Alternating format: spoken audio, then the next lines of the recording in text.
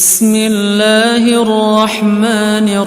الرحيم منهم كم لبثتم قالوا لبثنا يوما أو بعض يوم قالوا ربكم أعلم بما لبثتم فابعثوا أحدكم بورقكم هذه إلى المدينة فلينظر أيها أزكى طعاما فليأتكم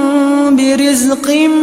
منه وليتلطف ولا يشعرن بكم أحدا إنهم إن يظهروا عليكم يرجموكم أو يعيدوكم في ملتهم ولن تفلحوا إذا أبدا وكذلك أعثرنا عليهم ليعلموا أن وعد الله حق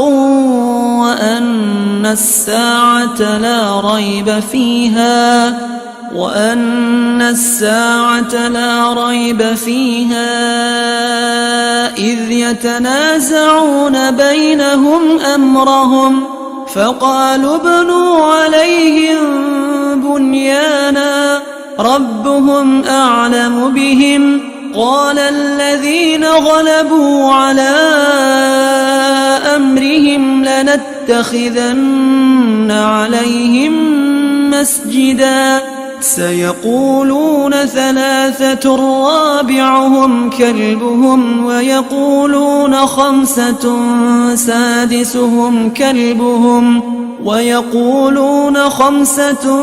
سادسهم كلبهم رجما بالغيب ويقولون 7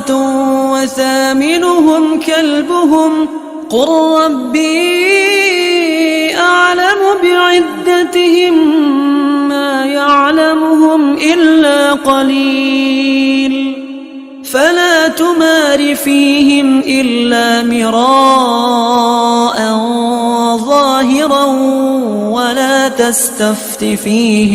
ولا تستفت فيهم منهم أحدا ولا تقولن لشيء إني فاعل ذلك غدا إلا أن يشاء الله واذكر ربك إذا نسيت وقل عسى أن يهديني ربي لأقرب من هذا رشدا ولبثوا في كهفهم 300 سنين وازدادوا 9 قل الله أعلم بما لبثوا له غيب السماوات والأرض أبصر به وأسمع ما لهم من دونه من ولي ولا يشرك في حكمه أحدا واتل ما أوحي إليك من كتاب ربك لا مبدل لكلماته ولن تجد من دونه ملتحدا واصبر نفسك مع الذين يدعون ربهم بالغداة والعشي يريدون وجهه ولا تعد عيناك عنهم تريد زينة الحياة الدنيا ولا تطع من أغفلنا قلبه عن ذكرنا واتبع هواه وكان أمره فرطا وقل الحق من ربكم فمن شاء فليؤمن ومن شاء فليكفر إنا أعتدنا للظالمين نارا أحاط بهم سرادقها وإن يستغيثوا يغاثوا بماء كالمهل يشوي الوجوه بئس الشراب وساءت مرتفقا إن الذين آمنوا وعملوا الصالحات إنا لا نضيع أجر من أحسن عملا أولئك لهم جنات عدن تجري من تحتهم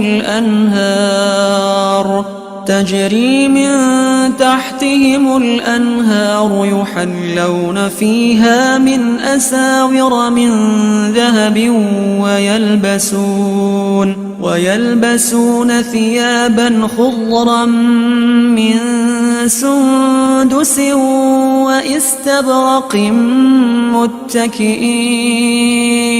وإستبرق متكئين فيها على الأرائك نعم الثواب وحسنت مرتفقا واضرب لهم مثلا الرجلين جعلنا لأحدهما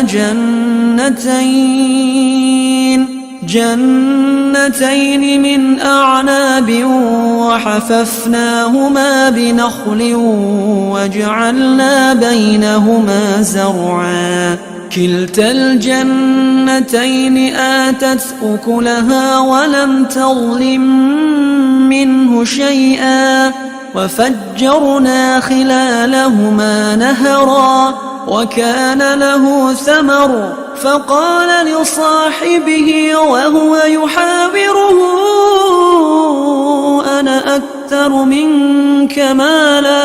أنا أكثر منك مالا وأعز نفرا ودخل جنته وهو ظالم لنفسه قال ما أظن أن تبيد هذه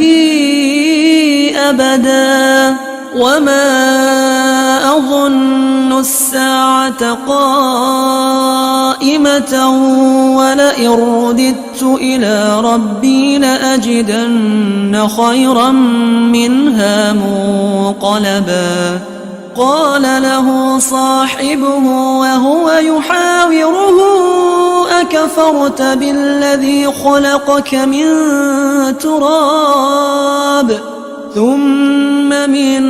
نطفة ثم سواك رجلا لكن هو الله ربي ولا أشرك بربي أحدا ولولا إذ دخلت جنتك قلت ما شاء الله لا قوة إلا بالله إن ترني أنا أقل منك مالا وولدا فعسى ربي أن يؤتيني خيرا من جنتك ويرسل عليها حسبانا من السماء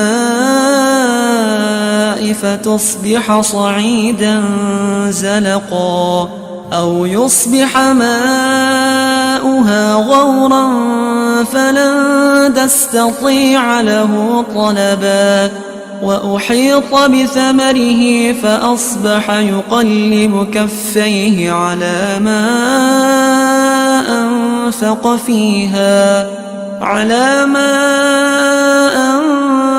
فيها وهي خاوية على عروشها ويقول يا ليتني لم أشرك بربي أحدا ولم تكن له فئة ينصرونه من دون الله وما كان منتصرا هنالك الولاية لله الحق هو خير ثوابا وخير عقبا واضرب لهم مثل الحياة الدنيا كماء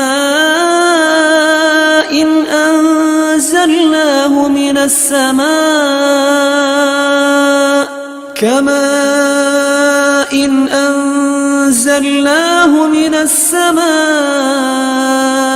فاختلط به نبات الأرض فأصبح هشيما تذروه الرياح وكان الله على كل شيء مقتدرا. المال والبنون زينة الحياة الدنيا والباقيات الصالحات خير عند ربك ثوابا وخير أملا. ويوم نسير الجبال وترى الأرض بارزة وحشرناهم فلم نغادر منهم أحدا وعرضوا على ربك صفا لقد جئتمونا كما خلقناكم أول مرة بل زعمتم أن لن نجعل لكم موعدا. ووضع الكتاب فترى المجرمين مشفقين مما فيه ويقولون يا ويلتنا ما لهذا الكتاب لا يغادر صغيرة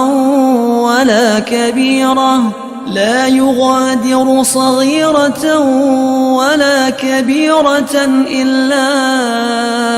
أحصاها ووجدوا ما عملوا حاضرا ولا يظلم ربك أحدا. وإذ قلنا للملائكة اسجدوا لآدم فسجدوا إلا إبليس كان من الجن ففسق عن أمر ربه أفتتخذونه وذريته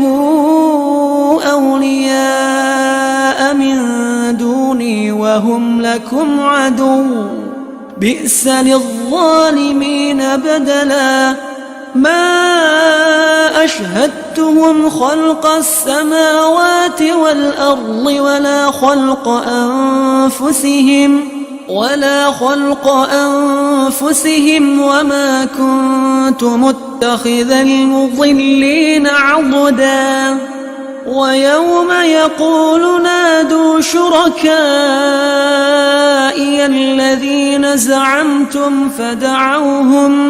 فدعوهم فلم يستجيبوا لهم وجعلنا بينهم موبقا. ورأى المجرمون النار فظنوا أنهم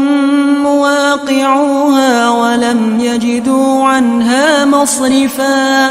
ولقد صرفنا في هذا القرآن للناس من كل مثل وكان الإنسان أكثر شيء جدلا. وما منع الناس أن يؤمنوا إذ جاءهم الهدى ويستغفروا ربهم إلا أن تأتيهم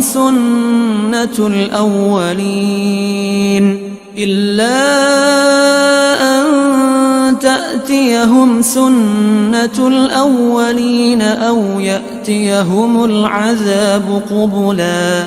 وما نرسل المرسلين إلا مبشرين ومنذرين ويجادل الذين كفروا بالباطل ليدحضوا به الحق واتخذوا آياتي وما أنذروا هزوا ومن أظلم ممن ذكر بآيات ربه فأعرض عنها ونسي ما قدمت يداه إنا جعلنا على قلوبهم أكنة أن يفقهوه وفي آذانهم وقرا وإن تدعهم إلى الهدى فلن يهتدوا إذا أبدا وربك الغفور ذو الرحمة لو يؤاخذهم بما كسبوا لعجل لهم العذاب بل لهم موعد لن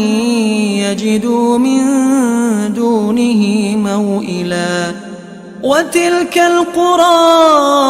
أهلكناهم لما ظلموا وجعلنا لمهلكهم موعدا وإذ قال موسى لفتاه لا أبرح حتى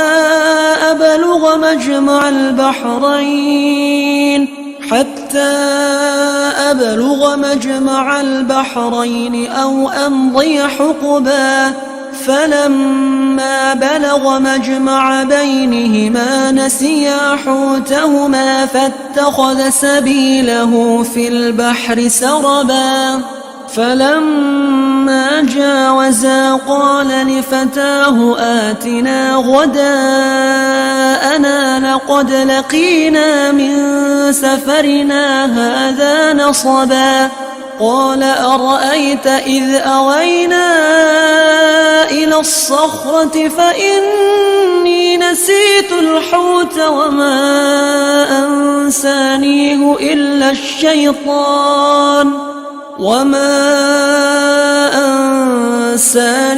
إلا الشيطان أن أذكره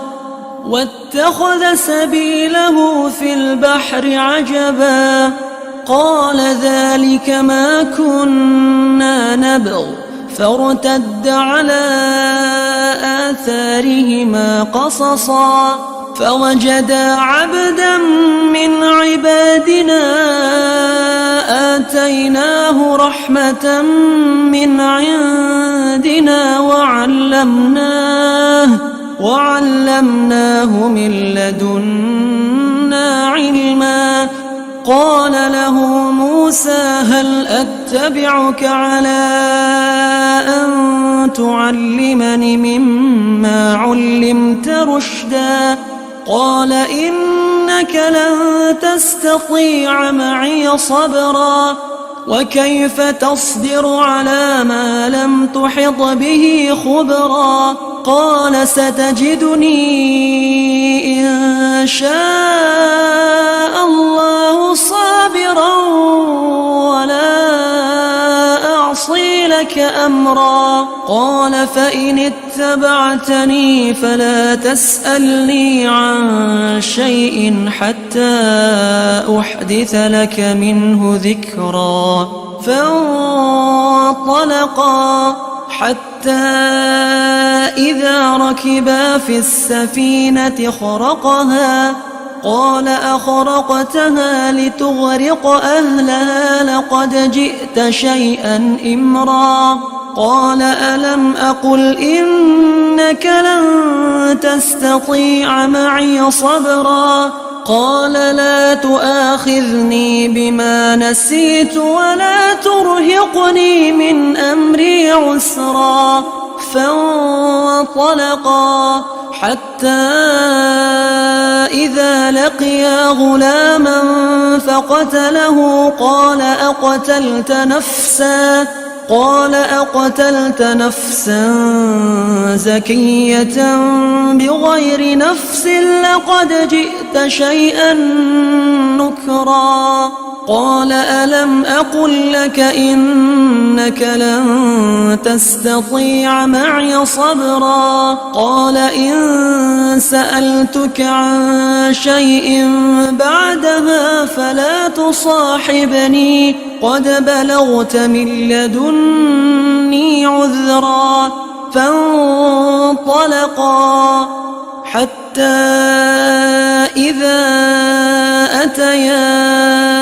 أهل قرية استطعما أهلها فأبوا أن يضيفوهما فوجدا فيها جدارا يريد أن ينقض فأقامه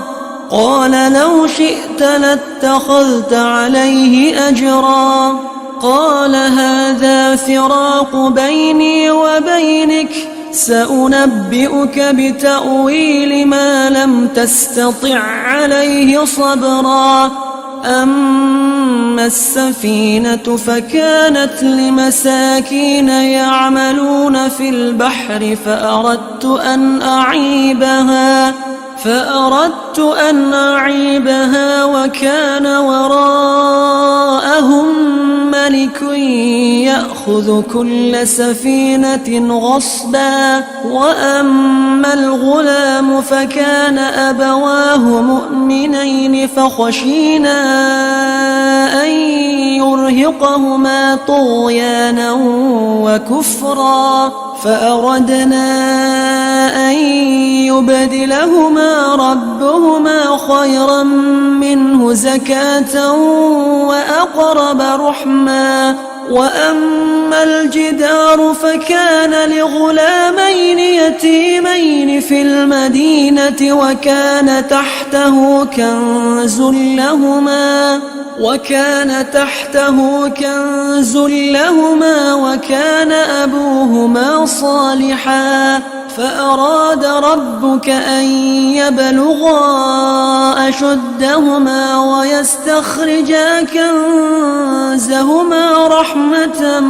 من ربك وما فعلته عن أمري ذلك تأويل ما لم تستع عليه صبرا ويسألونك عن ذي القرنين قل سأتلو عليكم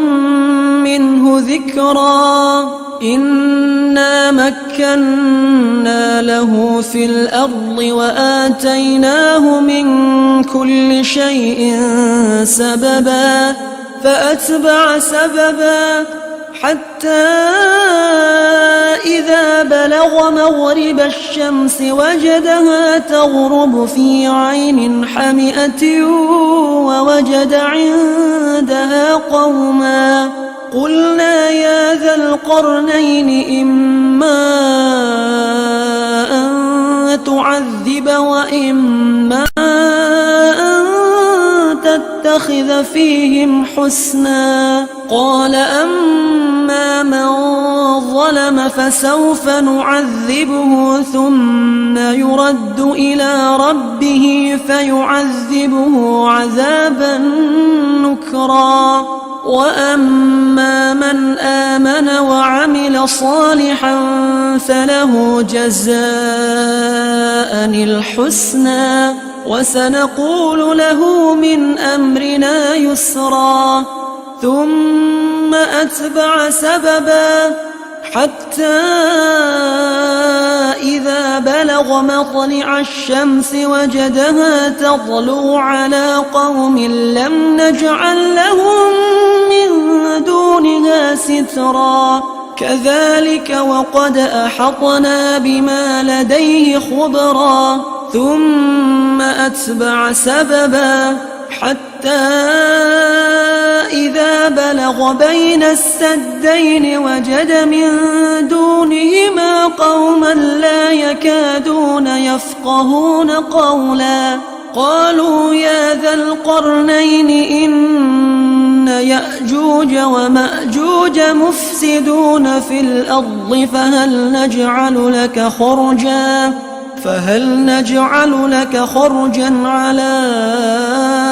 أن تجعل بيننا وبينهم سدا قال ما مكني فيه ربي خير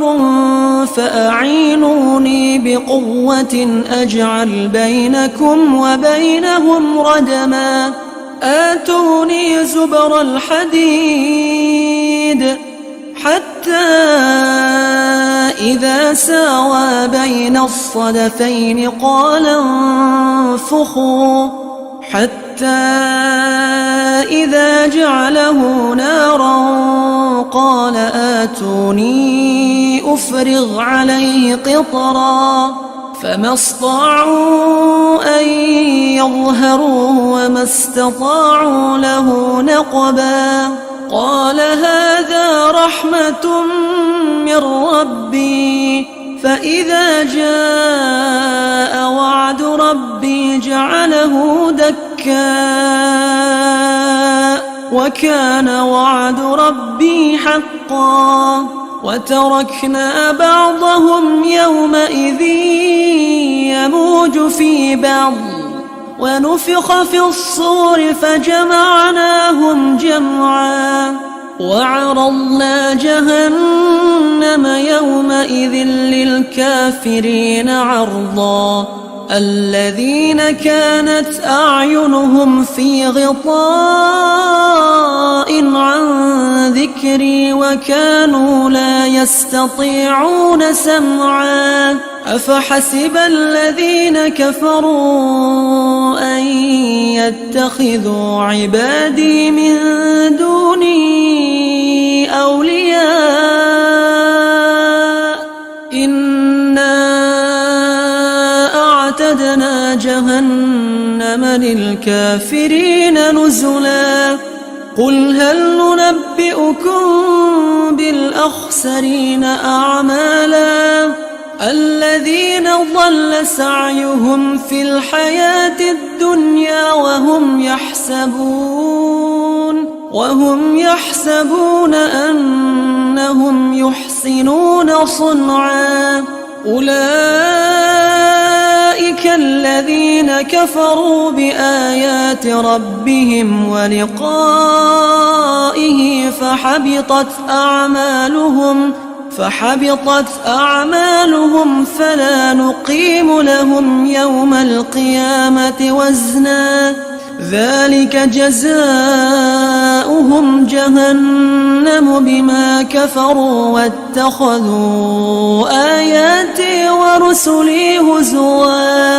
إن الذين آمنوا وعملوا الصالحات كانت لهم جنات الفردوس نزلا خالدين فيها لا يبغون عنها حولا قل لو كان البحر مدادا لكلمات ربي لنفد البحر قبل أن تنفد كلمات ربي ولو جئنا بمثله مددا قل إنما أنا بشر مثلكم يوحى إلي أنما إلهكم إله واحد فمن كان يرجو لقاء ربه فليعمل عملا